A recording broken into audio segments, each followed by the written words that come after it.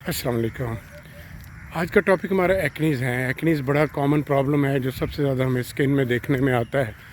और एक्नी के पेशेंट जो हैं वो ज़्यादातर बॉयज़ और गर्ल्स होते हैं। उसकी वजह यह है कि ये ज़्यादातर हार्मोनल प्रॉब्लम है और यंग बॉयज़ और गर्ल्स में ये ज़्यादा देखने में आता है, लेकिन ज़्यादा उम्र में भी हो सकता है।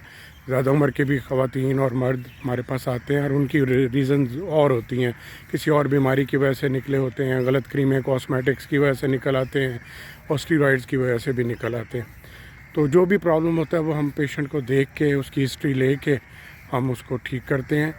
और जब हार्मोनल प्रॉब्लम होता है तो हम जब हार्मोन्स को बैलेंस करते हैं या हार्मोन्स का इलाज करते हैं, उनको जब बैलेंस किया जाता है तो एक्नीज़ वगैरह सब ख़त्म हो जाते हैं और कंट्रोल हो जाते हैं अगर बहुत ज़्यादा है।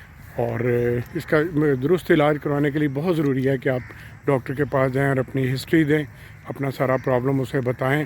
ख़ास तौर पे डर्मेटोलॉजिस्ट से मशवरा करें ताकि वो आपका करेक्ट डायग्नोज करे और सही आपका इलाज करे।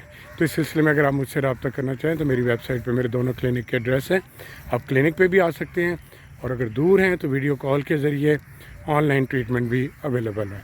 आपका बहुत शुक्रिया।